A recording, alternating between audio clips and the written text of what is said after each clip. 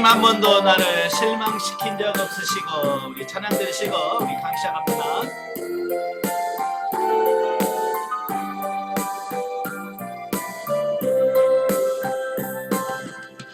하나님 한 번도 나를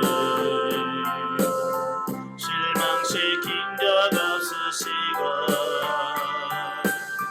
언제나 공평과 은혜로 나를 지키셨네. 신실하신 주,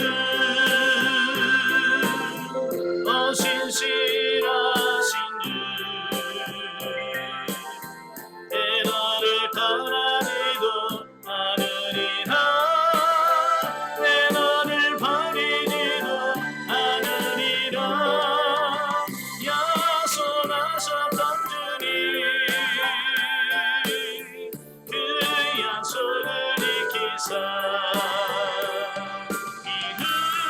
이르러도 영원토록 나를 지키시리라 확신하네. 아멘. 네, 기도하겠습니다. 은혜로우신 아버지, 은혜와 사랑을 진심으로 감사합니다. 오늘도 우리를 사랑하셔서 귀한 훈련의 시간을 허락하시고 민수기의 말씀을 같이 상고할 수 있도록 은혜 주셔서 감사합니다. 오늘도 말씀을 날 때에 그 말씀이 살아있는 생명의 말씀이 될 수 있도록 성령님 도와주시옵소서. 시종을 주님께 맡겨오며 예수님의 이름으로 감사하며 기도합나이다. 아멘. 네, 이 시간에는 우리 민수기 교재입니다. 민수기 교재 106페이지를 보시면 민수기 1장이 나오게 되어지는데요.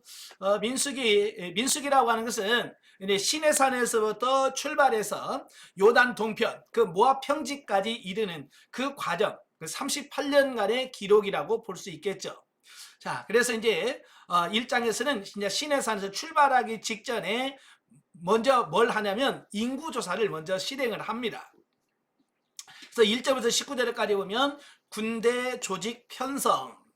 자, 보면은 시대적 배경은 출애굽 2년 2월 1일.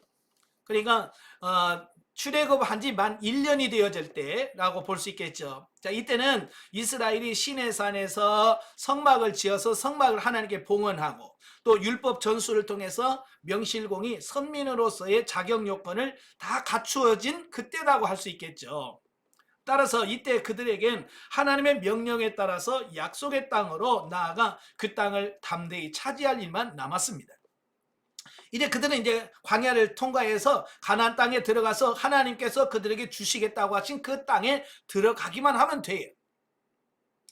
네, 그런데 하나님께서 그 출발하기 전에 제일 먼저 시키는 게 뭐라고요? 인구조사란 말이에요. 네, 인구조사.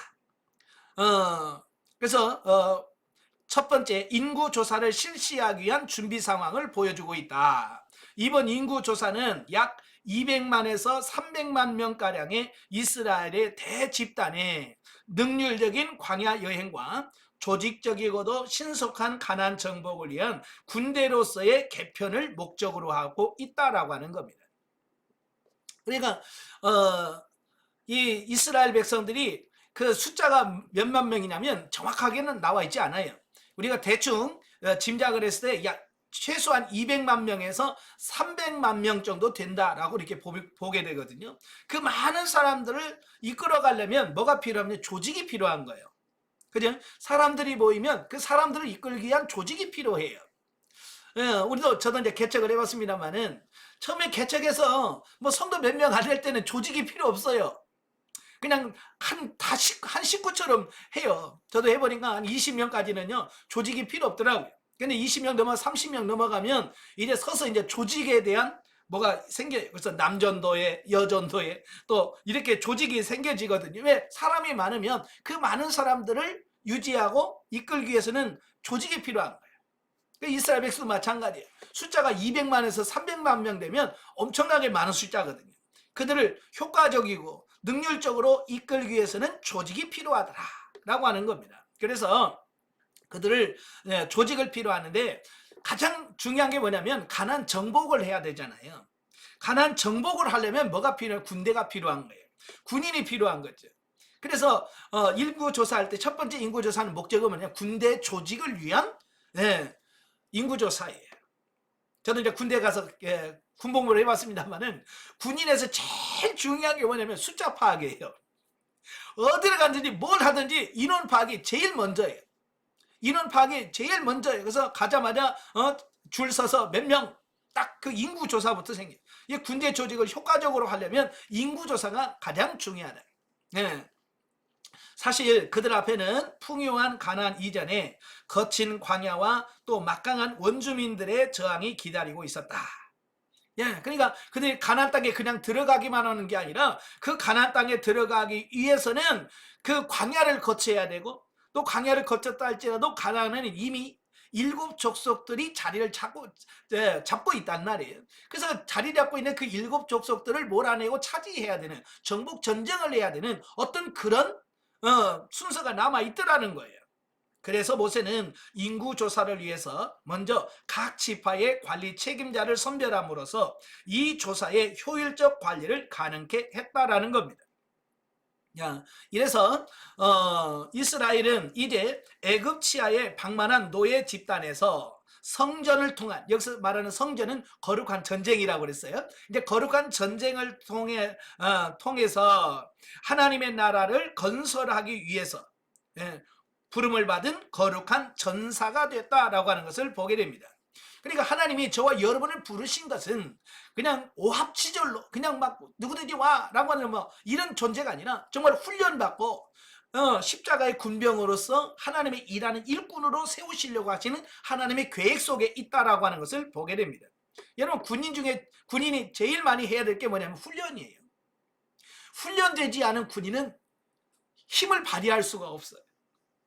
그래서 조직적이고 훈련을 잘 받아야 돼요. 그래서 하나님께서도 이 이스라엘 백성들을 출애굽을 시킨 다음에 그 다음에 인구조사를 하고 그들을 십자가의 군병으로 만든단 말이에요. 여러분, 뱃속에서, 엄마의 뱃속에서 나올 때부터 훈련받고 나온 사람 누가 있겠어요? 아무도 없어.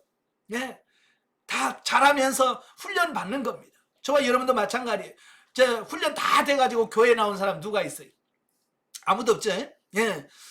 저도 뱃속에 저희 어머니 뱃속에서부터 훈련받고 나온 거 아니에요. 태어나서 세상 훈련, 세상 교육 훈련, 또 신학 훈련, 또 갖가지 환경적으로 여러 훈련들을 잘 통과하고 나서 오늘 제가 있는 거죠. 그래서 하나님은 여러분을 훈련시켜서 십자가의 군병으로 세우신다고 하시는 거 꼭 기억하시면 좋겠고요. 자, 20절부터 46절까지 보면 계수된 군사의 수. 자, 광야 여행과 가나안 정복 전쟁의 효과적인 완수를 위해서 이스라엘의 군대로 개편하라고 하는 그 하나님의 명령에 따라서 모세와 아론은 12명의 두령들과 함께 신속히 각 지파에서 20세 이상의 싸움에 나갈 수 있는 장정의 수를 파악한 결과 60만 3,550명이었더라라는 겁니다. 아까도 말한 것처럼 가나안 정복 전쟁을 하려면 군인이 필요한 거예요. 그래서 군인의 숫자를 파악해 보니까 60만 3,550명인 거예요. 그래서 군대 나가려면 어때야 돼요? 육체적으로도 건강해야 되고 정신적으로도 건강하고, 그래서 건강한 사람들을 파악하니까 그 숫자가 60만 3,550명이었다라고 하는 거예요. 이것은 하나님의 일은 성장하고 성장한 사람만이 그 일을 감당할 수 있다라고 하는 것을 교훈해 주고 있어요. 그러니까 성장하지 않냐고 훈련되지 않은 사람은 하나님의 일하는 일꾼으로 쓰임받을 수가 없다라는 겁니다.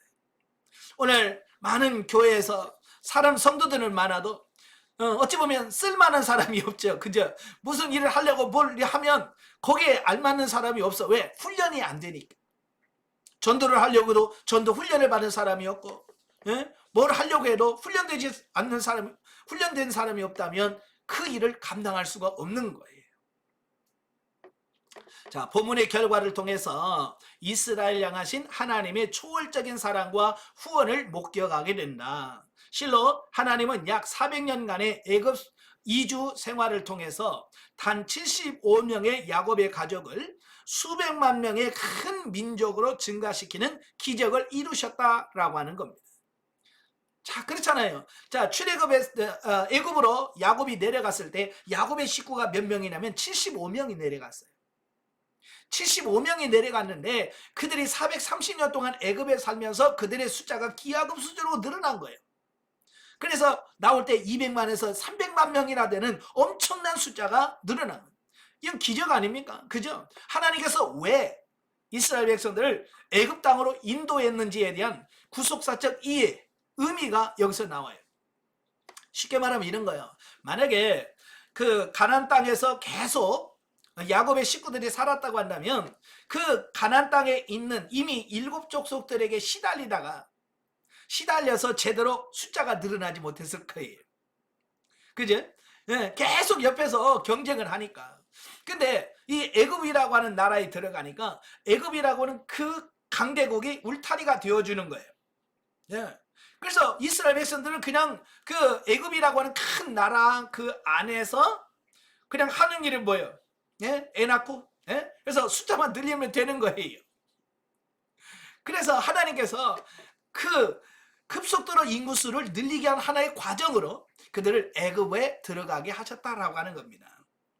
그래서 430년 만에 이렇게 기가 막힌 엄청난 숫자를 이끌고 나오게 하신 하나님이 뜻이었다라고 하는 거예요. 그 다음에 47절부터 54절까지 보면 병역 의무에서 제외된 레인. 자, 보면은 첫 번째 인구조사 대상에서 제외되었던 그 레인의 고유 직임을 설명해 주고 있는 부분입니다. 이게 사실 레인들은요, 하나님의 공의와 영광을 위하여 헌신된 자들로서 비록 군사적 의무에서 벗어나기는 했지만 그것에 버금가는 종교적 의무를 수행했다. 더욱이 그들은 이스라엘 각 가정의 장자들을 대신하여 하나님을 섬기는 자들이었기에 선민 중에 선민이라고 할 수 있겠다라고 하는 겁니다. 그러니까 1차 인구조사는 목적이 뭐라고 그랬어요? 예, 가나안 정복 전쟁을 수행하기 위한 군대 조직을 위한 인구조사였거든요. 그러니까 레인들은 그 속에 들어가지 않았어요. 왜? 레인들은 군인으로서 모집된 것이 아니라 하나님을 섬기기 위해서 특별하게 선별되어진 사람들이기 때문에 그들은 1차 인구조사 때 조사하지 않습니다. 그러나 이제 4장에 가면 레인의 직무를 주면서 그때 레인을 따로 계수를 합니다. 자, 이건 뭘 말하냐면 사람은 존재하는 이유가 각기 다르다는 거예요. 내가 존재하는 이유가 다르고 권사님이 존재하는 이유가 다르고 교회 장로님이 존재하는 이유가 다 다른 거예요. 그래서 교회에서 자기에게 주어진 직무를 잘 감당하는 거, 그게 중요한 거예요. 아시겠죠?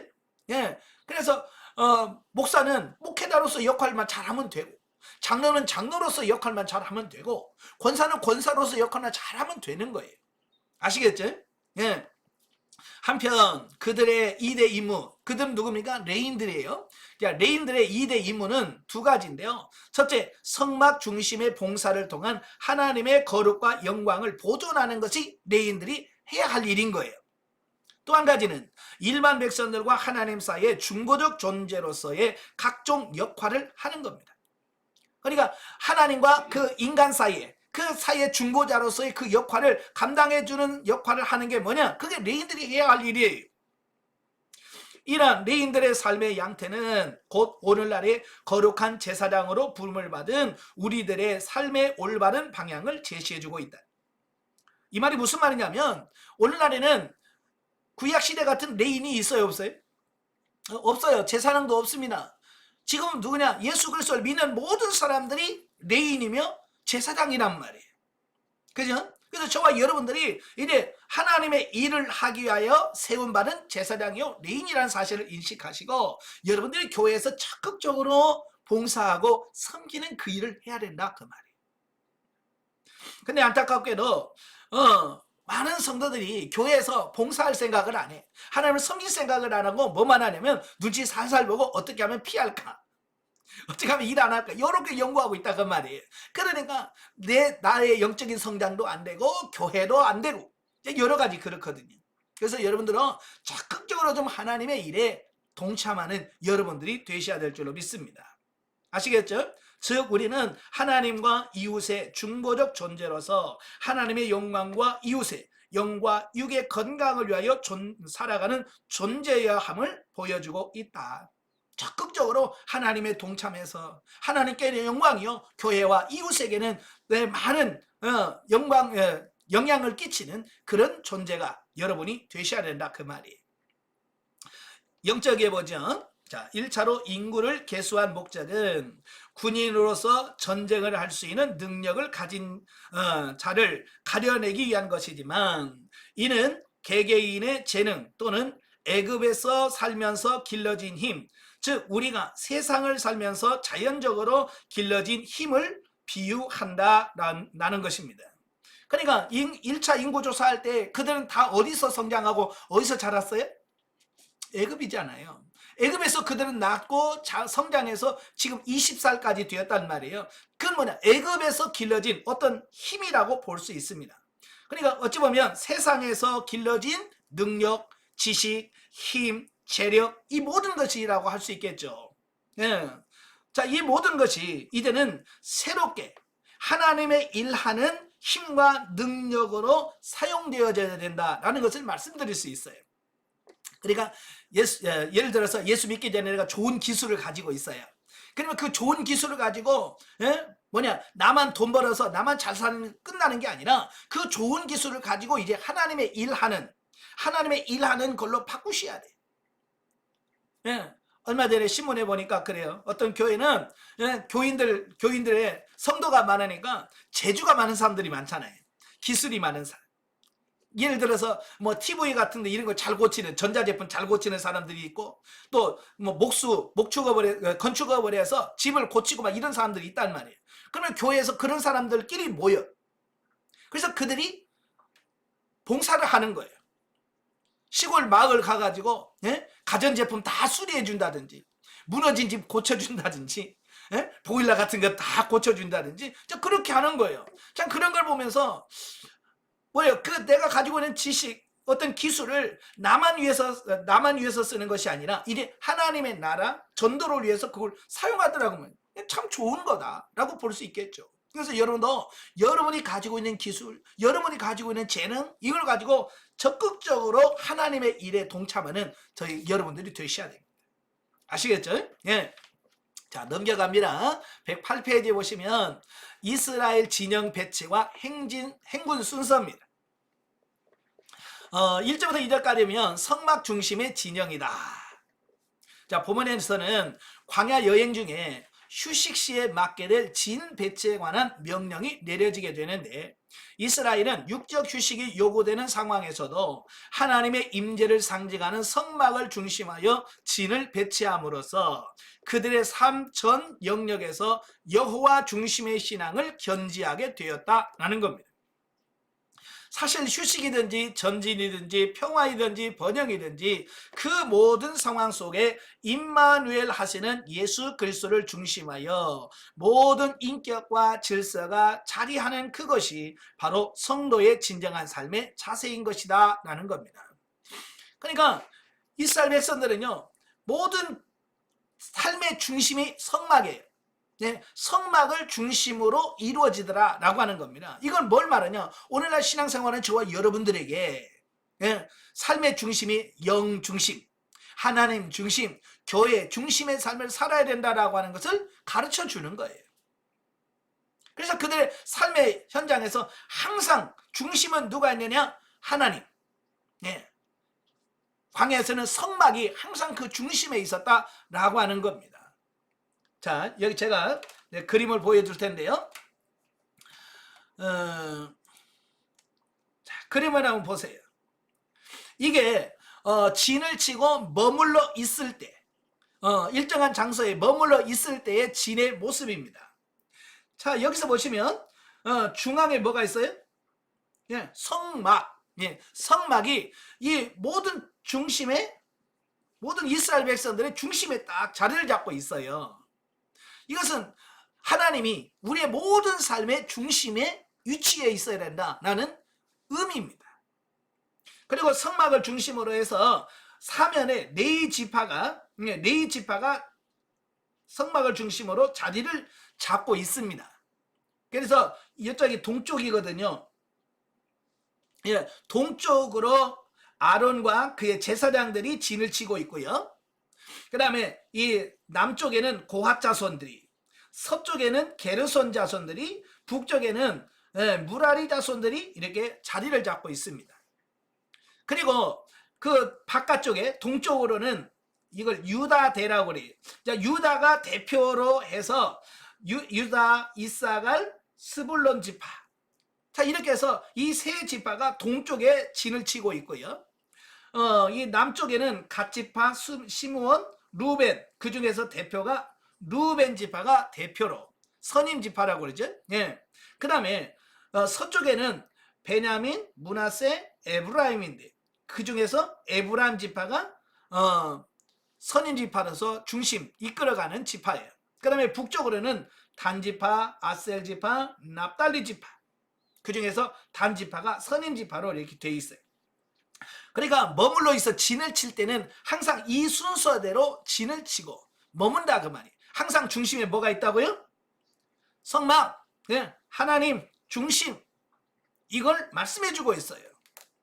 아시겠죠? 그러니까 이 그림을 통해서 우리가 정확하게 하나님은 항상 하나님 중심으로 살기를 원하시는구나, 이걸 아셔야 돼요. 자, 이걸 기억하시면서 그 뒤에 3절부터 31절까지 오면 진영의 배치도, 금방 제가 진영 배치도를 말씀드렸죠. 자, 성막 중심의 진 배치 명령에 이어 본문에는 그 배치에 따른 상세한 지침들이 열거되어지고 있어요. 그러니까 그 성막을 중심하여 동서남북 네 방향으로 각각 배치될 유다, 루벤, 에브라임, 단 지파 등의 진영을 자세하게 기록을 하고 있습니다. 네, 다시 한번 보죠. 자, 보세요. 자, 동서남북으로 해서 동쪽으로 유다대, 남쪽으로 루벤대, 서쪽으로 에브라임대, 북쪽으로 단대. 자, 이렇게 성막을 중심으로 진을 치고 있더라는 겁니다. 자, 그런데 이 같은 배치 구도를 통하여 발견할 수 있는 사실은 비록 그 위치하는 곳이 네 방향으로 분리되어 있다 할지라도 그 각각이 하나 될 수 있는 것은 곧 하나님의 성막을 가운데 두었기 때문이다. 예, 이렇게 사방으로 동서남북으로 다 있지만 그들이 하나 될 수 있는 게 뭐예요? 중심에 성막, 하나님 중심으로 있기 때문에 다 동서남북 이게 하나가 될 수 있도록 만들었다라고 하는 거예요. 실로 하나님을 중심으로 하나가 될 때 거기엔 어떤 부조화나 분열이 있을 수 없는 것이다. 왜냐하면 하나님이 그 각자의 흩어진 마음을 묶어 하나가 되게 해 주시기 때문이다 라고 하는 겁니다. 그러니까 하나님을 중심으로서 하나가 되면 문제가 없어요. 교회도 그래요. 하나님이 중심에 있고 성도들이 하나님 중심으로 하나 되어지면 교회가 문제가 없어요. 근데 이게 무너지면, 하나님이 중심에 있지 않으면 그때부터 문제가 생기는 거예요. 여러분의 가정에 하나님이 중심하지 않으면 가정에 문제가 생겨요. 교회에 하나님이 중심하지 않으면 문제가 생겨요. 그래서 여러분들이 항상 하나님이 중심에 있어요. 사람이 중심이 되면 안 됩니다. 하나님이 중심이 돼서 그 중심에 하나님이 서도록 우리가 늘 노력을 하셔야 돼요. 자, 32절부터 34절까지 보면 돋보이는 이스라엘의 순종. 보면은 지파들의 총계를 합산하고 또 그 지침에 대한 백성들의 신속한 순종 사실을 간략하게 소개를 하고 있어요. 물론 여기서는 레인들을 계수하지 않았는데 그 이유는 그들이 전투군이 아니라 성막 봉사자로서의 선별되었기 때문이다 라고 하는 겁니다. 한편 본장은 하나님께서 명하신 모든 것을 백성들이 순종했다는 사실로 끝을 맺고 있는데, 이는 본서의 중반부에 보여준 온갖 추악한 불순종과 반항과는 너무나도 대조적인 장면이다라고 하는 겁니다. 그러니까 초기에는요, 이렇게 하나님의 말씀에 잘 순종을 했어요. 인구조사라면 네 하고 네, 따로 빼내라고 빼내고요. 참 이때는 순종을 잘했어요. 근데 이게 마지막까지 잘 가야 되는데 가다가 이게 이상해진 거예요. 우리 성도들도 그렇고요, 사람도 그래요. 여러분, 사람들 보면 언제가 제일 착하냐면 아기 때가 제일 착해요. 그죠? 1살, 2살 때는 거짓말도 안 해요. 근데 이제 말 배우고 나서부터 문제. 그렇잖아요? 말 배우기 전에는 일로 와 그러면 오고 가라 그러면 가고 그래요. 근데 조금만 크면 뭐예요? 싫어, 안 해, 못해, 내꺼. 사람이 그래. 이게 조금 크면 그래. 이 교회도 그래요. 처음 와갖고는요, 진짜 말 잘 듣습니다. 근데 이게 3년, 4년 돼서 교회에서 조금 교회 물 좀 먹으면 그때부터 이상해져요. 절대 그러시면 안 돼요. 이스라엘 백성도 마찬가지예요. 처음에는 말 잘 들었다니까요. 하나님 하나님대로 해요. 근데 시간이 흘러가면서 점점 자기 고집대로 행하는 어떤 이런 모습이 나온다 그 말이에요. 그래서 저와 여러분들이 순종하는 사람이 되어야 된다. 성경에 보면 전체적인 내용이 뭐냐면 순종하면 복을 받고 불순종하면 하나님의 징계를 받는다라고 하는 거예요. 이게 나중에 이제 신명기에 가면 이거 신명기적 사관이라고 그래요.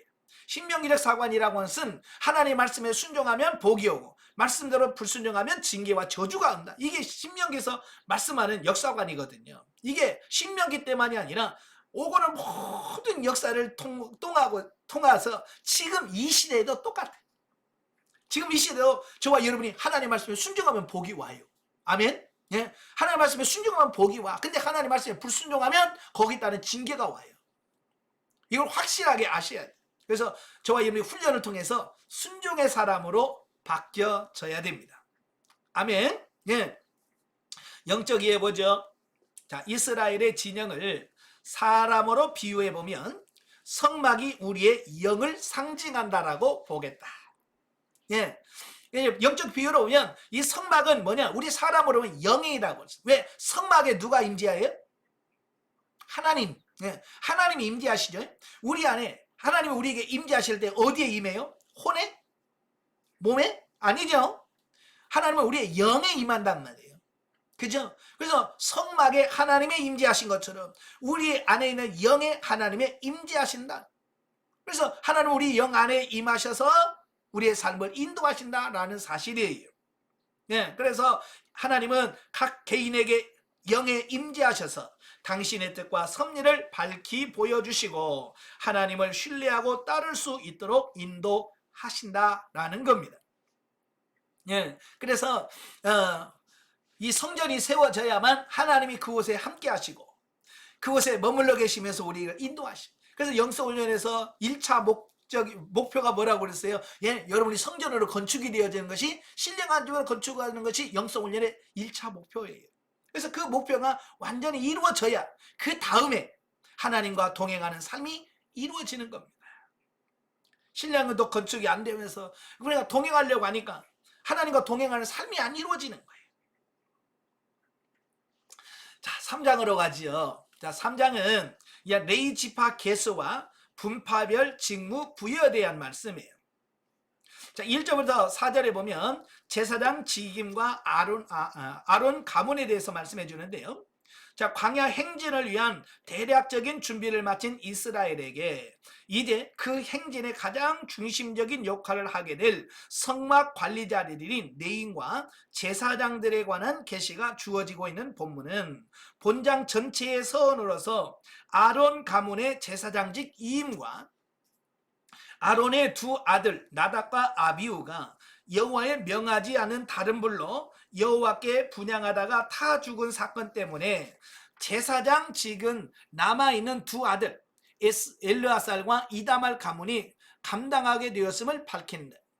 원래는 아론에게 아들 넷이 있었어요. 아들 4명이 있는데 나답과 아비후라고 하는 두 아들이 그 성막에 들어가서 하나님께 분향을 하여. 이 제사장은 매일 아침 저녁으로 그 성막에 들어가서 성소에 있는 분향단에서 분향을 하는 거예요. 분향은 뭐라고 그랬어요? 성경에서 향은 기도예요. 성도의 기도.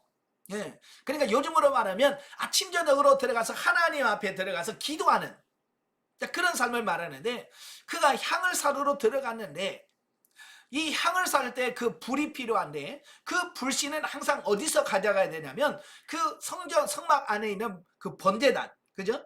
번제단에는 항상 장작을 올려놔서 불이 꺼지지 않아야 돼요.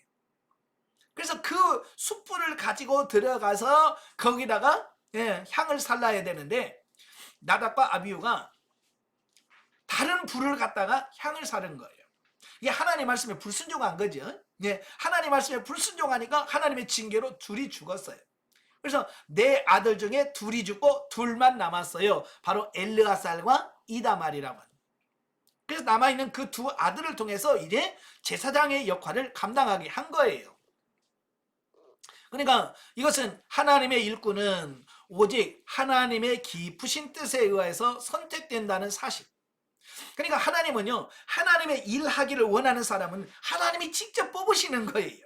직접 선택하시는 겁니다. 내가 할게요. 그래서 되는 게 아니고 하나님이 직접 뽑으시더라라고 하는 사실이에요. 또 주의 일을 맡은 자는 오직 주께서 지시해준 방법을 따라 봉직해야만 한다는 준엄한 교훈을 주고 있습니다. 예, 하나님이 뽑으셨지만 그 뽑으셔서 그 일을 함에 있어서 하나님의 말씀대로 순종해야 돼요. 그게 제일 중요한 거거든요. 네, 내가 하나님의 일꾼이 되었다. 내 마음대로 한다. 그건 뭐 의미가 없는 거죠. 하나님의 말씀대로, 하나님의 뜻대로 순종하는 어떤 이런 부분이 제일 중요하다라는 거예요. 저도 이렇게 보니까 성도들 중에서 제일 어려운 게 뭐냐, 순종의 훈련이 안 되신 분들이 너무 많아요. 순종하는 훈련이 안 돼가지고 뭘 하든지 트집을 잡고 뭘 하든지 불평하고 참 이런 힘들어요. 그래서 영성훈련은 뭐냐, 순종하는 훈련이 제일 중요한 훈련인 거예요. 아시겠죠? 그래서 여러분들에게 물으세요, 기도하세요, 이렇게 제가 여러분에게 말씀할 때 그걸 듣고 순종하는 사람은 영성이 빨리빨리 덧입혀져요. 그러나 그 말을 듣고 순종하지 않은 사람들은 영성이 쉽게 덧입혀지지 않더라는 거예요. 그래서 여러분들이 제일 많이 신경 쓸 게 뭐라고요? 네, 순종하는 훈련. 하나님은 순종하는 자를 기뻐하시고 순종하는 자를 사랑하시고 순종하는 자를 축복하십니다. 아멘. 네, 순종하는 여러분 되시길 바래요. 자, 그러면 5절부터 13절에 보면 레위인 구별과 직무입니다. 자, 보면은 제사장들과 더불어 효율적인 봉사를 수행할 레위인들에 관한 말씀으로서 성막에서 시종해야 할 각 기본적인 임무와 그들의 선택 이유와 그들에 대한 하나님의 주권 선언을 기록을 하고 있다라는 겁니다. 자, 여기서 우리는 레위인이 이스라엘을 대표하여 하나님의 특별한 소유가 된 것은 죽을 수밖에 없는 운명 가운데 처한 저들을 유월절 어린 양의 피로서 살리신 하나님의 구속사역에 근거한 것으로서, 자, 이게 중요한 게 뭐냐면 하나님 왜 레위인을 선택하셨어요? 예. 자, 그 부분에 대해서 역사적인 구속사적인 이유가 있을 거 아니에요. 그죠? 예. 하나님께서 그 레위인을 선택하게 된 역사적 이유를 설명해 주고 있어요. 원래 여러분 출애굽할 때 마지막 재앙이 무슨 재앙이에요? 10번째 재앙이 뭐죠? 장자가 죽는 재앙이죠. 그지? 장자가 죽는 재앙이에요. 근데 하나님께서 이스라엘 백성들에게 하나의 명령을 주셨어요. 장자가 죽지 않는 법. 그게 뭐예요? 예, 어린 양을 잡아서 그 양의 피를 좌우의 문설주와 인방에 바르는 거예요. 그래서 그 어린 양의 보혈의 피가 묻어 있는 집은 장자가 죽음이 없습니다. 그래서 하나님의 그 사자가 넘어가요. 그래서 넘어갔다. 그래서 6월. 예, 그래서 6월절이 생긴 거거든요. 이때 장자들이 죽었어야 되는데, 그죠? 네, 마땅히 장자들이 다 죽었어야 돼. 근데 하나님의 은혜로 살았단 말이에요. 그죠?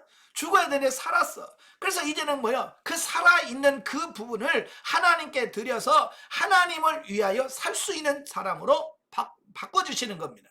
나중에 설명드리겠습니다만은, 원래 하나님은 그 죽임을 당해야 될 장자들을 살려줬고 그 장자들을 통해서 하나님의 일을 하시려고 하셨어요. 그런데 12지파에 다 장자들이 뿔뿔이 흩어져 있다 보니까 이 하나님의 일하기가 어려운 거예요. 그래서 처음에는 하나님의 초태생은 다 내 거다라고 하셨다가 좀 시간이 지나서 이 성막을 짓고 난 이후에는 레위인을 내가 특별히 내 것으로, 레위인은 내 거다, 내가 선택했다라고 말씀해 주시는 거예요. 그러니까 장자 대신 레위인으로 바꿔서 하나님의 일을 전문적으로 하도록 만드셨다라는 사실이에요. 왜? 하나님의 일은 전문적인 기술이 필요하기 때문에 그렇습니다. 아시겠죠? 예, 그래서 오늘날 죄인들을 살리시기 위하여 자신을 대속물로 내어놓으신 하나님의 독생자 그리스도의 모형이다. 그런즉 오늘날 그리스도의 피의 공로로 구속함을 얻은 성도들은 다 그의 소유된 백성이냐 영적 레이인 것이라. 오늘날도 마찬가지예요. 많은 사람들이 그래요. 이거 주의 일은 뭐 목사님들이나 전도사님들이나 이런 사람들이나 하는 거지 뭐 나 같은 평신도가 뭐래 라고 생각을 한다 그 말이에요. 그래서 항상 누구만 해야 된다고 생각하는데 아니에요. 지금은 누가 아까 레인이라고 그랬어요. 예수님으로부터 구원받은 모든 사람들은 레인이면서 제사장인 거예요. 그래서 저와 여러분들이 하나님이 나를 선택하셨다, 나를 부르셨다라고 하는 것을 인식하고 하나님을 위하여 섬기는 사람이 되어야 된다. 아멘. 크게 되어야 돼. 자, 한편 본문에서 당시 레인들이 그 직분상 제사장 그룹과는 다른 위치에서 봉사하게 되는 것을 알 수 있는데, 이는 오늘의 교회들에게서 새롭게 정의될 수 있다. 즉 교회의 모든 구성원은 성별된 영적 레인으로서 하나님을 섬기며 봉사하되 영원한 대제사장이시요 교회의 머리 되신 예수님을 받들어 섬김으로써 마침내 하나님께 영광을 돌릴 수 있다라는 사실이에요. 그러니까 중요한 게 뭐냐면 하나님의 부름을 받은 레인이라 할지라도 제사장이 할 역할이 따로 있고 또 레인들이 할 일이 따로 있어요. 레인 중에서 나중에도 게르손 자손, 고앗 자손, 무라리 자손, 그들이 또 각자가 할 일이 또 따로 있어.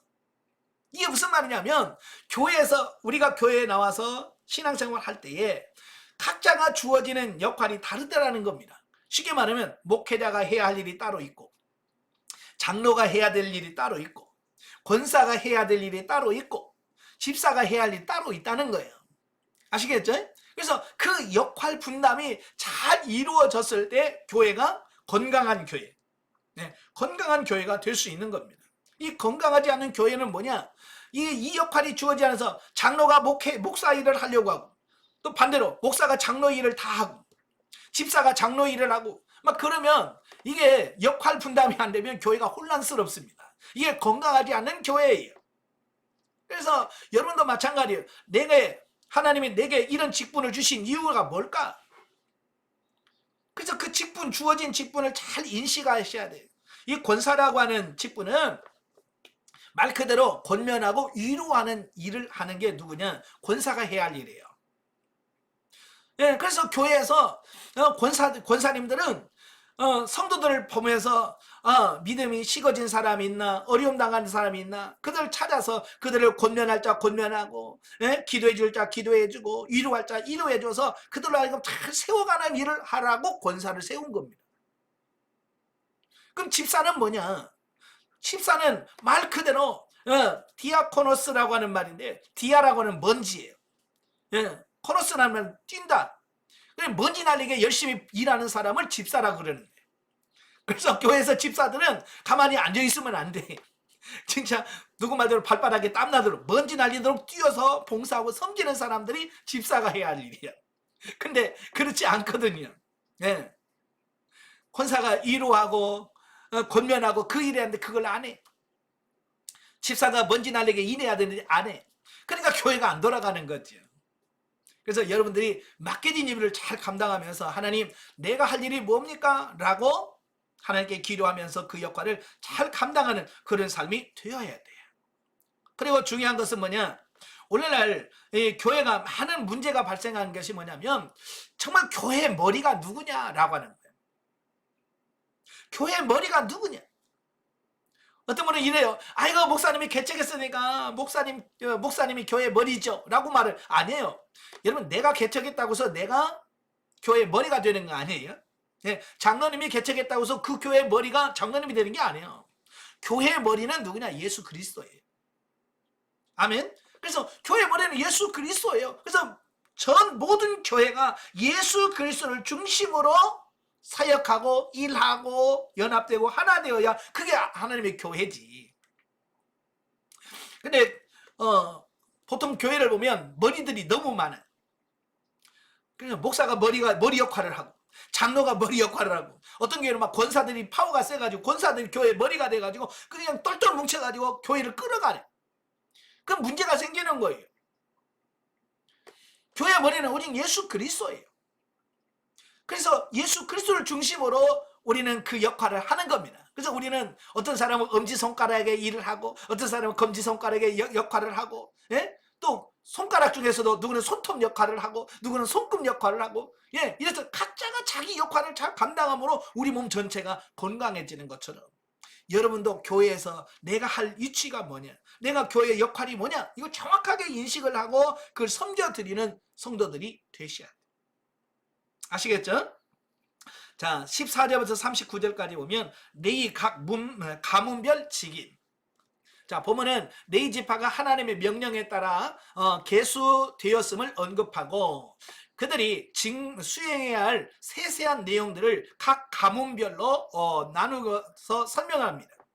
그러니까 이 레위라고 하는 그 야곱의 아들이 있고요. 그 레위의 아들 중에 세 아들이 있어요. 레위가 낳은 아들이 세 아들이에요. 게르손, 고핫, 무라리. 이 세 아들입니다. 그래서 이 세 아들이 각자가 또 가문별을 형성하면서 그들에게 주어진 역할을 하는 겁니다. 자, 그래서 게르손 자손은 성막의 외형을 이루는 천막과 휘장들을 관리합니다.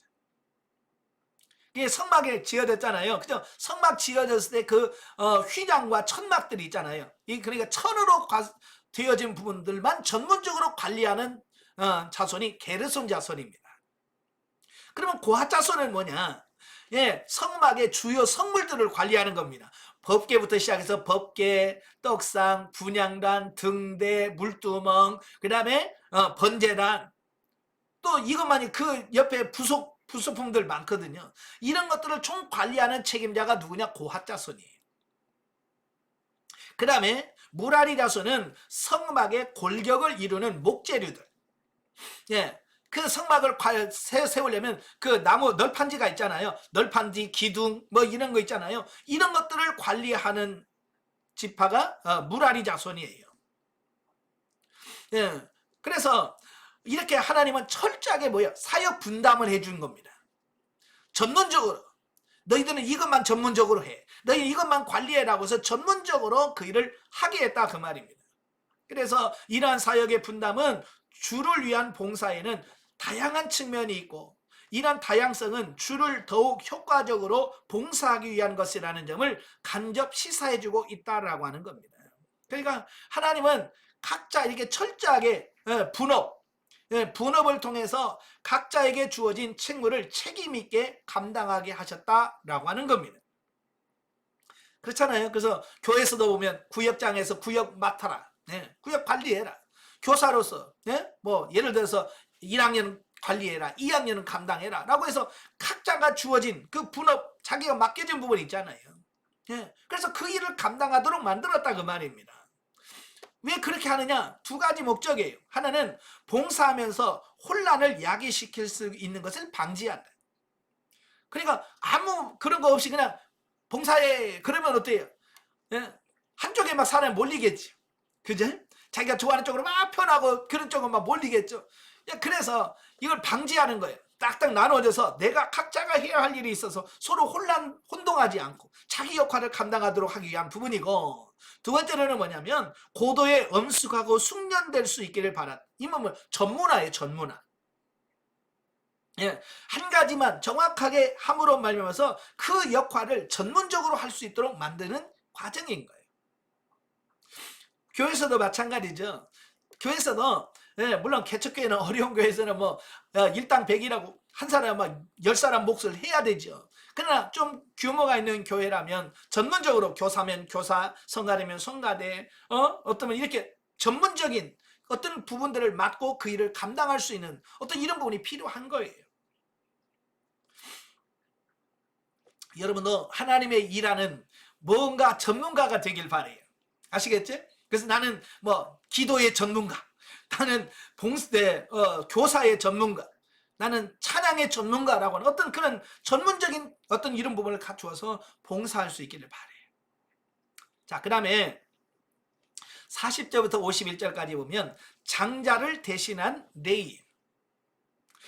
보면은 레위인들의 인구조사를 하게 된 이유라고 할 수 있는데요.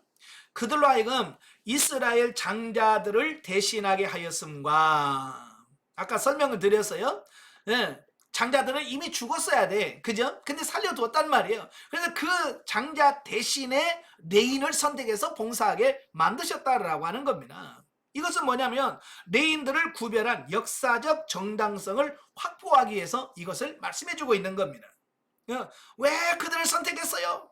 야, 이래서 죽어야 되는데 내가 살려줬고 그들을 통해서 내 일을 하기를 원했다라고 하는 역사적인 정당성을 여기서 말씀하고 있는 거예요. 그러한 맥락으로 그들이 하나님의 소유가 되었음을 알리고 있다.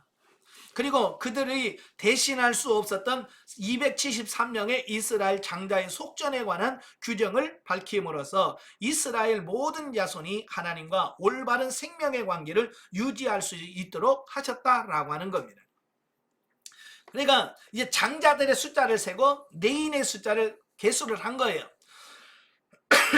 그래서 장자의 숫자를 세보니까 22,273명이에요. 그러면 레인을 개수해보니까 22,000명이에요. 결과적으로 장자의 숫자가 어때요? 레인의 숫자보다 많은 거예요. 몇 명이 많아요? 273명이 많은 거예요. 자, 우리는 273명 얼마 안 되네 그냥 해라고 할 수 있겠지만 하나님은요 273명은 레인이 부족해서 이 사람은 감당할 수가 없는 거예요. 대신이 안 되는 거예요. 그러니까 뭐라고 말씀하냐면 한 사람당 1인당 5세겔로 계산을 해서 273명의 5세겔로 해가지고 1365세겔을 대신 돈으로 속전을 해라. 레인이 부족하다고 그냥 뚱쳐. 그게 아니라 부족한 부분에 대해서는 1인당 5세겔로 계산을 해서 속전으로 대신해라 라고 말씀해주고 있습니다. 그러니까 이건 뭐예요? 하나님의 일에는 대충이 없어요. 하나님은 정확하게 원하셔. 왜? 하나님의 구원은 정확하고 명확하고 확실하기 때문에 그래요. 아멘. 하나님은 한 생명도 그냥 놓치는 걸 원치 않으시는 거예요. 정확하게 한 사람이라도 정확하게 구원하시고 구원을 성취하시려고 하시는 하나님의 그 속성을 여기서 보여주는 겁니다. 그래서 이건 나중에 우리가 구원받을 때 그런 거예요. 하나님이 예를 들어 성질이 성격이 덜렁덜렁 그래가지고 야야 깜빡했다 야 그러면 우리가 어떻게 되겠어요? 나중에 구원받을 때 아이고 왜 하나님 나는 왜 구원 안 시켜? 아이고 진짜 내가 깜빡 놀래 잊어버렸다 이러면 우리가 얼마나 당황하겠어요. 그죠? 하나님을 신뢰할 수가 없잖아요. 그런데 이런 역사적인 부분을 보면서 숫자 하나까지도 다 책임지시는 하나님, 그걸 봤을 때 하나님이 나중에 나를 빼뜨리겠어요? 야 깜빡했다? 하나님 그러시겠어요? 절대 그럴 일이 없더라. 그러니까 하나님을 절대 신뢰할 수 있게 되고 하나님을 절대 맡길 수 있는 이런 부분이 생겨지는 거예요. 그래서 저는 이런 사실을 바라보면서 야 정말 하나님 신뢰할 만하다. 왜? 빈틈이 없으시. 그 하나님을 신뢰하시길 바래요. 실로 이스라엘 백성들은요 혈통적 그러니까 자연적으로서가 아니라 이런 대신하는 대속적 사역을 통해서 마침내 구원받은 온전한 선민으로서 자격이 갖추어지게 된 것이다. 마찬가지로 오늘날에도 이 같은 대신하는 은혜를 힘입지 않고는 아무도 하나님의 자녀가 될 수 없다라는 겁니다. 그죠? 대신하는 역사.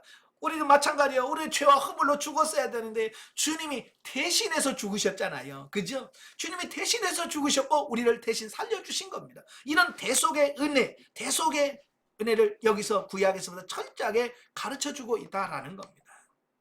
자, 4장으로 가죠.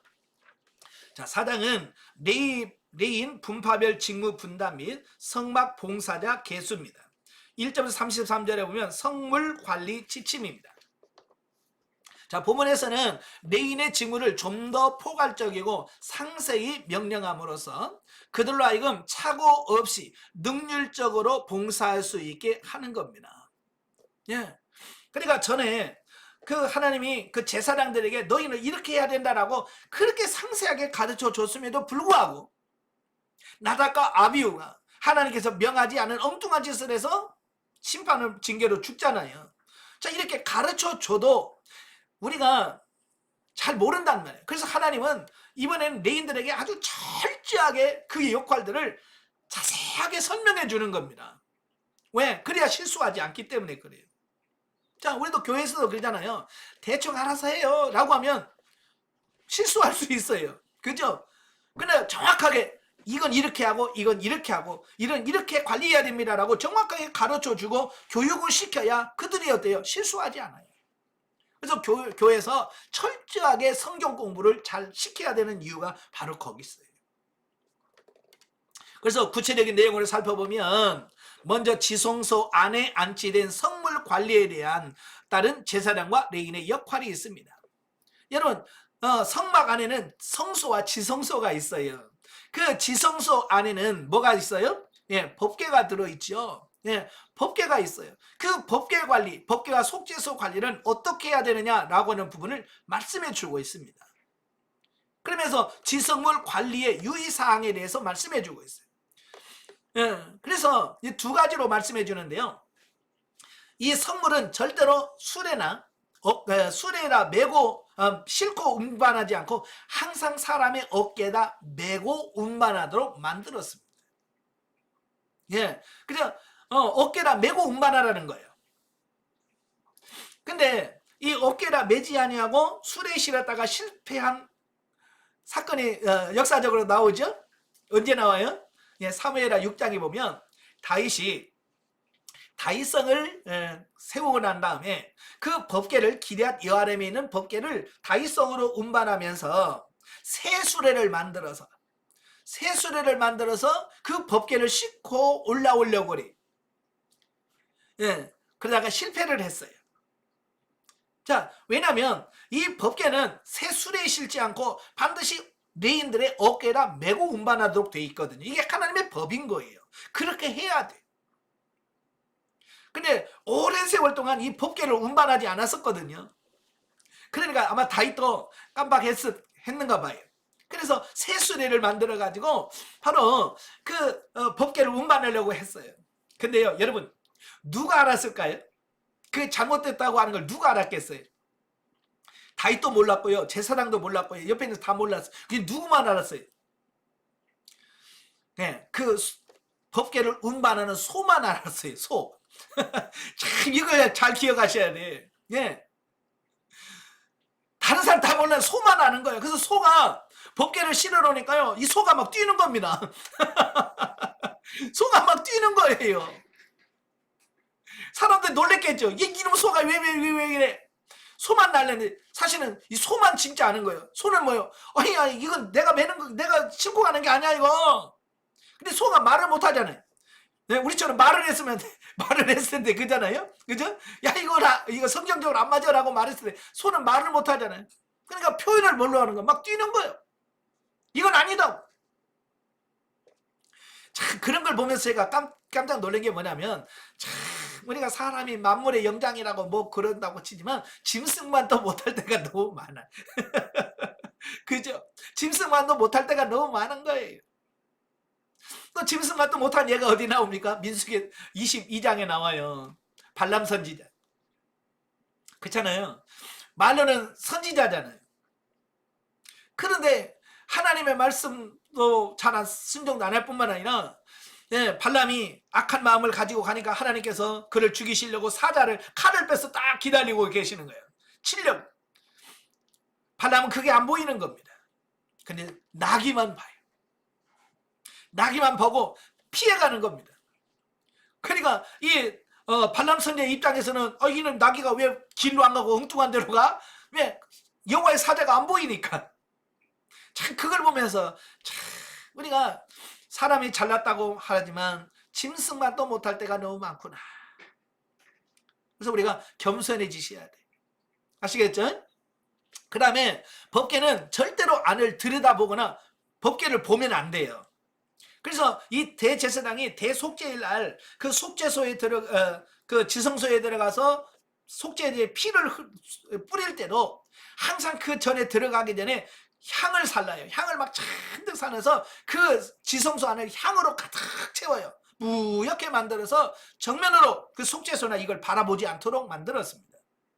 예. 그런데 사무엘하 6장에 보면 사무엘상 6장에 보면 그 블레셋과 전쟁에서 빼앗겼던 그 법궤가 돌아오지요. 그죠? 돌아오니까 베세메스 사람들이 궁금한 거예요. 그래서 어떻게 해요? 그들이 돌아온 법궤를 다 열어봐요.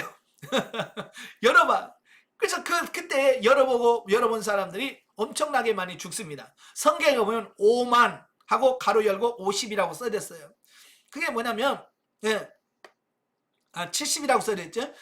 왜냐면 어떤 사본에는 5만 명이라고 써져 있고 어떤 본은 70명이라고 써져 있고 그러거든요. 그러니까 뭐가 맞는지 몰라요. 그래서 거기서 5만 써놓고 70이라고 써놓은 거거든요. 그러니까 많은 사람들이 그걸 궁금해서 보고 죽어요. 자, 하나님의 말씀은 지켜야 돼요. 보지 말라 그러면 보지 말아야 돼. 아시겠죠? 왜 봤을까요? 궁금해서. 그죠? 도대체 이 안에 뭐가 들어있길래. 뭐가 들어있길래. 뭐가 들어있어요. 모세가 거기다 3가지 넣었잖아요. 3가지. 첫째, 십계명. 십계명을 기록한 2 돌판을 그 벗개에다 넣고, 또 하나는 만나를 담은 금항아리, 한 호멜 담을 수 있는 금항아리를 해서 거기다 만나를 채워서 벗개에다 보관하고, 또 아론의 쌍난 지팡이, 그걸 3가지를 그 벗개 속에 넣어서 보관하도록 만들었던 거죠. 별거 없는데 그들은 궁금해서 그래서 죽은 거예요. 그래서 절대로 보지 마라. 그 어깨다 메라라고 하는 그런 유의사항이 있고요. 그리고 성막 외형을 이루는 기구들을 운반할 게르손 자손에 대한 지시사항이 21절부터 28절. 그 다음에 성막 골격을 해당되는 물품을 관리하는 무라리 자손에 대한 명령이 29에서 33절에 나옵니다. 자, 이상에서 보듯이 레위 지파내에는 일의 성격상 엄연한 차이가 있음을 알 수 있는데, 이를 계급상의 상하 또는 그 존비를 구분짓는 것으로 보아서는 안 된다. 참 이게 중요한 거예요. 이렇게 같은 레인이라도 역할이 다른 거예요. 그죠? 자, 그럴 때 어떤 역할을 하냐에 따라서 이게 계급이 높으냐 낮으냐, 자, 이걸 따져서는 안 된다 그 말이에요. 자, 우리나라도 이 군사문화라고 하는 게 있죠. 군사문화는 군인들은 항상 뭐가 있냐면 군인이 있는 곳에는 계급이 있어요. 그죠? 그래서 이 계급을 따지는 거예요. 그래서 위에 사람이 아랫 사람이 명령하고 아랫 사람은 그 명령에 복종하는 것이 군사문화의 중심이거든요. 근데 이게 교회 안에도 그대로 나와 있어요. 그래서 교회 안에서 항상 뭐냐면 누가 높으냐? 그거 가지고 싸워요. 누가 높으냐? 그래서 교회에서 제일 높은 사람은 목사, 그 다음에 장로급, 그 다음에 권사급, 그 다음에 집사급, 이렇게 생각을 하는데 이게 맞아요? 틀려요? 틀려요. 성경에는 절대로 이 직분의 높고 낮음, 존귀하고 낮고 이런 뜻이 아니에요. 교회에서의 직분은 서로 그 역할만 다를 뿐이에요. 그러니까 이걸 계급으로 인식을 하면 안 됩니다. 교회 성도들 보면 이게 마치 계급이 되어서, 집사는 권사들에게 말도 못하고 권사들이 마치 어떤 지배권에 있는 것처럼, 또 장로가 권사를 지배하는 어떤 것처럼, 또 아니면 목사가 전부 다 지배하는 이런 걸로 생각하는, 그게 아니에요. 성경은 절대로 지배받고 지배하는 그런 권력으로 구조로 되어 있는 게 아니에요. 교회는 상호 신뢰와 협조, 섬김에서 나오는 거예요. 사랑으로. 아시겠죠? 그래서 여러분도 교회에서 우리 연세 드신 분은 그 자기보다 나이가 좀 적다고 해서 그냥 말 놓고 함부로 그러시면 안 돼요. 나이가 많으면 젊은 사람들을 존중해 줘야. 그래서 저는 그래요. 교회에서는 그냥 존댓말 쓰는 것이 제일 좋다. 나이를 떠나서 내가 나이가 많아도 젊은 사람한테 존칭어를 써주면 그들이 나를 존대해 줘요. 근데 내가 나이 많다고 이 집사 일로 와봐, 김 집사 일로 와봐, 그러면 그 집사들의 입장에서는 굉장히 뭐라면 무시받는다는 느낌을 받아요. 그런데 아유 집사님 일로 와보세요, 김 집사님 일로 와보세요, 그러면 그들도 뭐요? 저분이 나를 존중해 주고 있구나. 그래서 나도 존중해 주는 거예요. 권사님 그러는 거예요. 그냥 교회는 서로 높여주는 겁니다. 그래서 저도 교회에서 그 집사님이 아주 30대라도 저는 항상 존댓말을 써줘요. 집사님, 이 집사님, 김 집사님 이러면서 항상 존칭어를 써주는 거예요. 왜? 내가 뭐 목사라고 독재하고 막 이게 아니잖아요. 서로 존중해 주는 거예요. 아시겠죠? 그래서 교회 와서의 직분은 절대 계급이 아니라, 계급이 아니에요. 그래서 이걸 잘 깨달으셔야 돼요. 그 다음에 이는 오직 하나님의 영화롭게 하는 일을 다양성과 각자에게 하나님이 허락하신 은혜의 분량이다. 또 공동체 상호 간의 신뢰와 협조를 통해서만 온전히 하나님께 봉사할 수 있다는 진리를 깨우쳐 줄 뿐이다. 한편 본문에서 성막 봉사에 참여할 자는 30세 이상 50세 이하의 레인들로 제한하고 있는 특별 규정이 있는데, 이 시기는 영육간의 가장 성숙한 시기라고 할 수 있다. 자, 레인들이 봉사를 하는데 레인이라고 다 봉사하는 게 아니고 30세에서 50세까지만 그 사이에 있는 사람들만 성막에 들어가서 봉사할 수 있다라고 하는 겁니다. 자, 여기서 20대는 뭐예요? 젊죠? 힘있죠? 그러나 뭐가 있어요? 깊이가 없고 영적인 성숙대가 없는 거예요. 그죠? 그래서 20대는 세우지 않고 30대부터 시작해서 50대, 자 50대 이상 넘어가면 어때요? 마음은 있지만 몸이 잘 안 따라준단 말이에요. 그죠? 30대에서 50대는 몸과 마음이 가장 뭐랄까요? 힘이 있을 거, 능력 있을 때, 가장 좋을 때, 그때 하나님의 일하라 그 말이에요. 자, 여러분도 뭐 그래요? 예. 우리도 가장 좋을 때 하나님의 일을 해야 하셔요. 근데 많은 사람들 그래요. 젊었을 때는 그냥 돈 벌고요, 나를 위해서 살고요, 나중에 내가 나이 들어서 은퇴하고 내가 교회에 봉사할게요, 이런 사람이 있단 말이에요. 하나님 그때 안 받아줘. 그렇잖아요. 예? 젊었을 때 해야지. 예? 그래서 봉사는 젊었을 때 하는 거다라고 하는 거예요. 아시겠죠? 예. 그 다음에 34절부터 49절까지면 레인 봉사자의 수요. 본문에 레위 지파 중 각 가문의 명수와 총계를 다루고 있습니다. 자, 한편 여기서 속전으로서가 아니라 봉사자로서 선별된 나이 30에서 50세의 무리들은 모두 8,580명이었는데 이는 1개월 이상 된 남자들보다 약 3분의 1에 조금 상회하는 숫자다. 이런 점을 통해서 하나님으로부터 부름을 받은 자는 많으나 봉사자로 전면에 나설 자들은 제한된다는 사실을 발견하게 된다.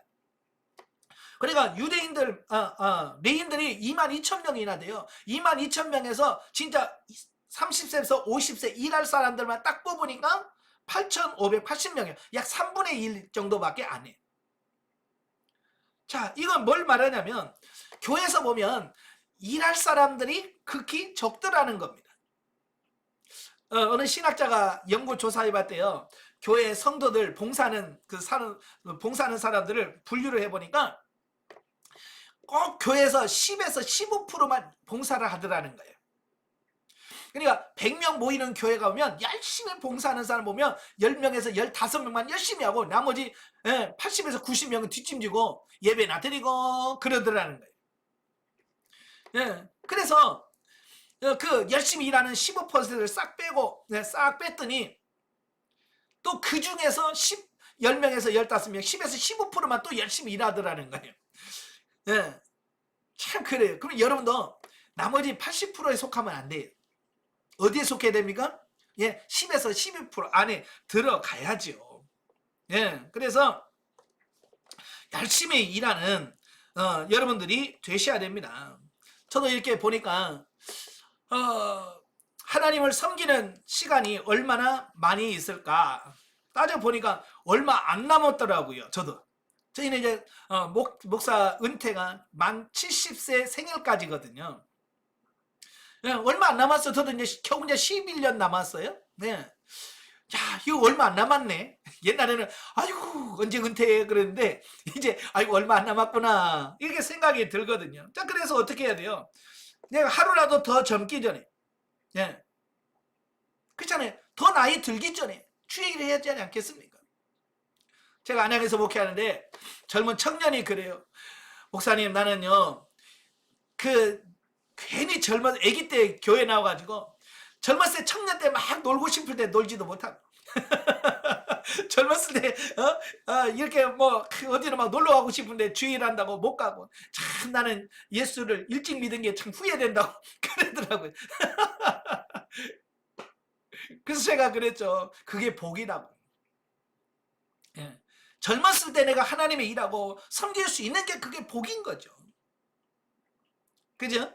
그럼 여러분 가장 젊을 때가 언제예요? 여러분 가장 젊을 때가 언제예요? 여러분 인생에서 가장 젊은 때, 앞으로 남은 인생에서 오늘이 제일 젊어요. 아시겠죠? 내일은 그만큼 늙은 거예요. 그래서 내일로 미루지 말고 오늘 일하셔야 돼요. 오늘. 근데 우리는 내일 다음에 하지 뭐 내일 하지라고 하는 어떤 그런 부분에 너무 익숙해가지고 예? 아 이거 다음에 하지 뭐 내일 하지 뭐 그래서 일을 자꾸 미루어요. 그러면 안 되고요. 그러면 시간만 가는 거예요. 오늘 하세요. 오늘이 내 인생에서 가장 젊은 날이. 아시겠죠? 야, 언제가 가장 젊다고요? 오늘이 제일 젊어. 그러니까 오늘 일하셔야 돼요. 오늘 기도하고 오늘 봉사하고 오늘 섬기는 그런 삶이 되셔야 돼요. 자, 113페이지. 하나님의 일꾼들은 너무 미숙하거나 혈기방자한 자 또는 영육간에 너무 기력이 쇠한 자가 아닌 주를 향한 젊은 열정을 지닌 자, 주 안에서 성숙한 신앙 인격을 소유한 자가 되어야 된다라고 하는 것을 말씀해 주고 있습니다. 그러니까 하나님도 가장 힘있고 능력있고 이럴 때 하나님의 일할 때 하나님 기뻐하시는 거예요. 나중에 진짜 골골 할 때 하나님의 일하겠다고 가봐요. 하나님 보시기에 안타깝지요. 그렇잖아요. 젊은 사람이 일한다면 주님 기뻐하셔요. 근데 90 넘어가지고 계단도 못 올라갔는데 그때 전도한다고 전도지 들고 다루 다녀봐요. 하나님 마음이 얼마나 아프겠어요. 그렇잖아요. 젊었을 때 하셔야 돼요. 가장 하나님이 기뻐 받으실 때. 자, 영적에 보죠. 하나님은 성막 봉사의 연령 제한과 적절한 직임을 허락하게 하셨는데 여기서 우리는 하나님은 그분의 일을 감당할 수 있는 영적 자질과 인격이 준비된 자를 쓰신다는 것을 알 수 있다. 예, 하나님은 누굴 쓰냐? 영적 자질이 있고 인격이 준비된 자. 이게 두 가지가 굉장히 중요한 겁니다. 이게 준비가 안 된 사람들이 주의를 하다 보니까 문제가 생기는 거예요. 예. 자, 우리는 때로 당장 하나님의 뜻이 이루어지지 않는 것으로 조급해할 수 있다. 그러나 하나님이 인정하시는 수준까지 훈련되고 준비되어 영적으로 성숙해가는 과정에 있음을 인식하고 날마다 주의 말씀으로 자신을 성찰하면서 순종해야 할 것이다 라는 겁니다. 예. 가끔 보면 왜 나를 장로 안 세우냐, 나를 왜 권사 안 세워주냐라고 시비 거는 사람들이 많아요. 절대 그러시면 안 됩니다. 하나님이 내가 준비되어지면 하나님께서 장로로 세울 자는 세우고 권사로 세울 자는 세워주는 겁니다. 가끔 보면 교회 와서 그래요. 이 교회 와서 내가 등록할 테니까 나 장로 세워지면 이 교회 등록하겠다고 하신 분들이 있어요. 저한테 와서 저는 필요 없다고 그랬어요. 네. 권사도 마찬가지예요. 이 교회 등록하면 권사 줄 거냐고. 우린 그렇게 못한다고. 이 마치 장로와 권사가 이게 뭘로 되는 걸로 생각하면 절대 그렇지 않습니다. 그런 사람 절대 세우면 안 돼요. 왜? 자격이 없어. 하나님이 알아서 세워주시면 충성하는 거죠. 아시겠죠? 자, 5장으로 가죠. 자, 5장은 신앙 공동체 유지법입니다. 1절에서 4절 보면 성결해야 할 이스라엘의 진. 여기서 진이라는 것은 머물러 있는 어떤 진영을 말합니다. 보면은 시내산에서 출발 준비가 완료된 상황에서 하나님은 혹 광야에서나 가나안 땅에서 발생할지 모를 각종 부정한 자들에 대한 조처로서 육체적으로 부정케 된 자들을 진에서 분리시킬 것을 엄히 명령하셨습니다. 그래 인구조사한 다음에 주님께서 뭐라고 말씀하냐면 이 백성들 중에서 육체적으로 부정한 자, 육체적으로 부정한 자는 세 종류의 사람들이에요. 첫째 나병 환자, 그 다음에 유출병 환자, 그 다음에 시신을 만진 사람. 이 사람들은 의식법적으로 부정한 자들이거든요. 그래서 이들이 다른 사람을 만지면 다른 사람도 부정하게 돼. 그죠? 그래서 이들을 하나님께서 뭐라면 진을 친 다음에 진 밖으로 이 사람들을 따로 분리해내라 라고 말씀해 주고 있습니다. 자, 그 이유는 뭐냐? 이스라엘 진영은 비록 광야 생활 중에 있다 할지라도 하나님을 그 중심에 모셨기 때문에 거룩한 집단이, 구별된 집단이라. 이스라엘은 이 집단이 구별되어진 거룩한 집단이라는 거예요. 거기에 부정한 사람들이 있으면 어떻게 될까요? 이 거룩한 집단이 안 되겠죠. 그죠? 그래서 하나님께서는 그 안에 부정한 사람들이 있을 때 그걸 분별해내라 라고 말씀해 주시는 거예요. 따라서 하나님의 율법에 명한 바 부정한 자들을 그들 중에서 방치해둘 수가 없었다. 왜냐하면 그들을 방치해두면 어떤 일이 벌어집니까? 위생적으로 뿐만 아니라 왜? 감염될 수 있는 거예요. 나병 환자 그냥 같이 살아봐요. 전염될 수 있거든요. 또 영적으로도 이스라엘은 치명적인 부정에 모두 전염될 수 있었다라고 하는 겁니다. 여러분, 죄도 쉽게 전가되거든요. 다른 사람한테 전염됩니다. 그래서 매몰찬 조처로 보일 수 있는 이 명령을 실행하는 것은 곧 백성 전체 생명을 온전하게 보존되는 유일한 방법이었다라고 하는 겁니다. 여러분, 내 가족이 나병 환자 걸렸다고 다른 데 격리시켜버려요. 마음 편하겠습니까? 그죠? 얼마나 안타깝겠어요, 가족들은. 그럼에도 불구하고 전체의 온전한 거룩한 백성을 유지하기 위해서는 어떻게 해요? 그건 육신의 어떤 감정에 쌓일 것이 아니라 하나님의 나라를 위해서 어때요? 과감하게 그걸 결단할 수 있는 이런 부분들이 필요하더라라는 겁니다. 또 왜냐하면 부정과 단절, 이것은 하나님과의 정상적인 관계를 유지하는 비결이며 풍성한 생활을 지속하는 관건이다라는 겁니다. 이게 뭐냐면 죄라고 하는 것은, 죄가 들어오면 하나님과 우리 사이에는 항상 뭐가요? 단절이 생겨요. 그죠? 죄가 없어야 하나님과 내가 하나 되는데 죄가 들어오면 하나님과 나의 관계가 깨져. 그래서 하나님은 철저하게 그걸 방지하기 위해서 하나님과 우리 사이의 관계를 깨지지 않도록 하기 위해서 우리에게 부정해지지 않도록, 범죄하지 않도록 관리 잘하라고 말씀하고 있는 거예요. 자, 그 다음에 5절부터 10절까지 오면 손해배상 규정에 대한 말씀이에요. 자, 보면은 대인관계에서 빚어지는 이웃에 대한 재산권 및 인권 침해를 해결하는 방안을 제시해주고 있어요. 이러한 방안으로서 손해배상 또 속죄대가 거론되어지고 있다라고 하는 겁니다. 이는 곧 인간이 범한 허물과 죄는 그 대상이 누구든지 간에 궁극적으로 하나님께 대한 범죄임을 일깨워주는 조처다라는 겁니다. 그러니까 내가 다른 사람에게 피해를 끼쳤거나 손해를 끼쳤으면 내가 잘못했어요 라고 하는 것은 이게 기본이고, 그 잘못했다는 것을 인식하고 난 다음에는 뭐냐면 충분한 배상, 배상이 되어야 돼요. 그 배상이 이루어지지 않으면 진정한 문제 해결이 안 됩니다. 자, 지금도 보면 역사적으로 보면 일본하고 우리 한국이 어때요? 가까워지지 않죠? 저도 가끔 그래요. 중국 사람, 미국 사람, 영국 사람 그러다가 일본 놈 그래. 일본 사람이라고 안 해. 일본 놈이라고 그래. 왜? 역사적인 감정이 있거든요. 자, 왜 그럴까요? 일본 사람들은 뭐라고 하냐면 우리가 다 배상했어 라고 하지만 우리 한국 사람의 입장에서는 충분하지가 않는 거예요, 이게. 그죠? 충분하지가 않는 거예요. 그러니까 우리가 야, 더 줘. 이게 불충분해 라고 하는데 그들은 뭐예요? 다 했는데 왜? 그러니까 이게 안 되는 거예요. 왜 하나님이 충분한 배상이 필요하다고 말씀하는지 아시겠죠? 그죠? 내가 잘못했어. 그래도 거기에 대한 부분에 대해서 충분한 배상이 되어야 그들의 마음이 위로가 되어야 그 다음에 하나가 될 수 있는 이런 부분이 생기는 거예요. 배상이 안 되면 하나가 안 돼. 아시겠죠? 그래서 여러분들이 예를 들어서 너는 형제에게 내가 손해를 끼쳤어. 100만 원을 손해를 끼쳤어. 그냥 이거 우리끼리인데 막 그냥 넘어가. 이면 안 돼요.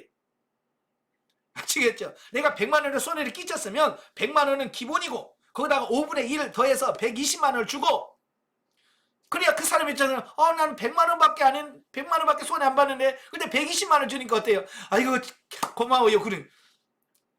미웠다는 게 아니라 더 주니까, 더 주는데 기분 나쁠 사람 누가 있어요? 그렇잖아요. 120만 원 빌려갔다가 100만 원 빌려갔다가 120만 원 줬는데 기분 나쁜 사람이 있어요? 나 같아도 기분 좋지.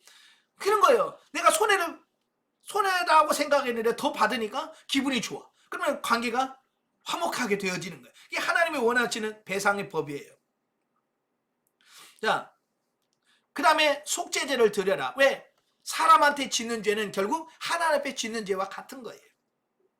그래서 사람한테 죄를 잘못했다고 하는 것을 한 다음에 하나님 앞에서 속죄제를 드려야 된다라고 말씀해 주고 있습니다. 왜냐?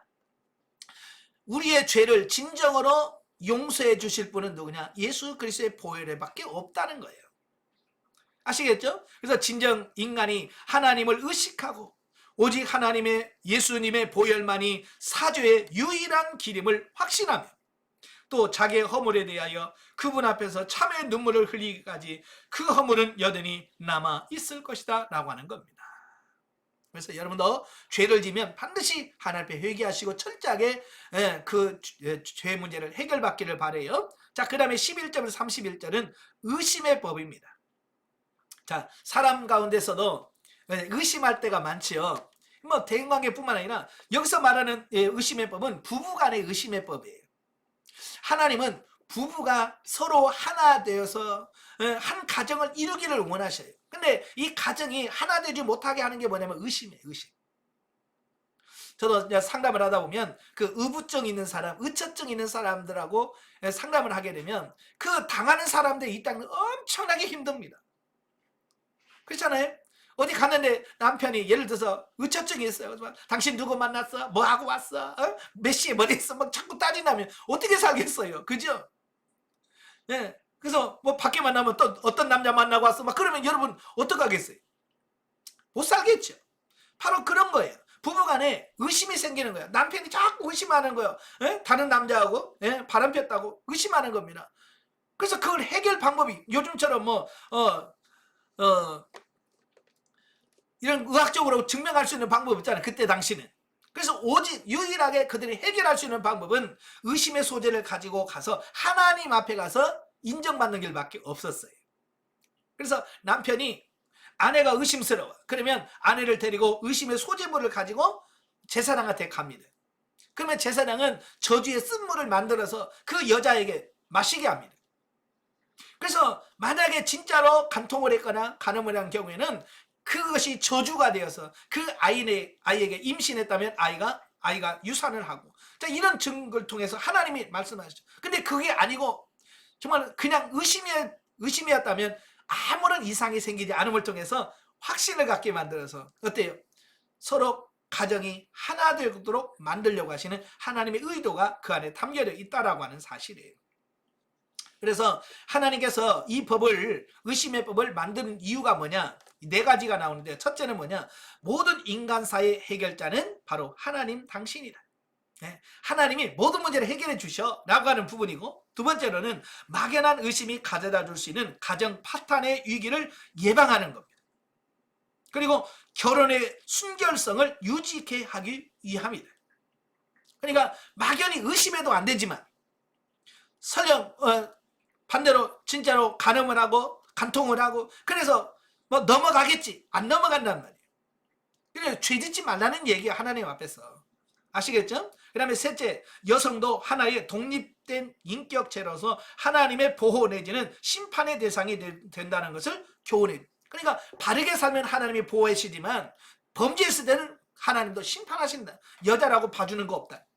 뭐 여자라고 하나님께서 낮게 보거나 또 다르게 하지 않아요. 똑같아요. 말씀에 순종하면 복받고, 죄지면 심판하라. 똑같습니다. 넷째, 부정한 자는 비록 인간의 눈을 속일 수 있다 할지라도 하지만 절대 공의로우신 하나님의 엄정한 눈길은 피할 수 없다라는 사실을 가르쳐 주기 위함이에요. 그러니까 하나님 앞에 숨길 수가 없어. 그러니까 결국은 뭐야? 죄짓지 마. 죄짓지 마. 순결하게 살아. 거룩하게 살아. 하나님의 눈을 피할 자가 없어라고 하는 그런 교훈을 주기 위해서 이 의심의 소재법을 말씀해 주셨다는 겁니다. 자, 하나님은 여러분을 부르셔서 하나님의 일꾼으로 세우시고 여러분의 일을 맡겨주실 거예요. 그 일을 잘 감당하시고 나중에 주님 앞에 갔을 때 칭찬받는 여러분 되시기를 주님으로 축원합니다. 네, 기도하겠습니다. 은혜로우신 아버지 감사합니다. 오늘 또 귀한 말씀을 들었습니다. 그 말씀을 통해서 우리 영혼들이 새로워지게 하시고 하나님 앞에 올바로 세워지는 우리가 될 수 있도록 도와주시옵소서. 예수님의 이름으로 감사하며 기도합나이다. 아멘. 하나님께 드립니다.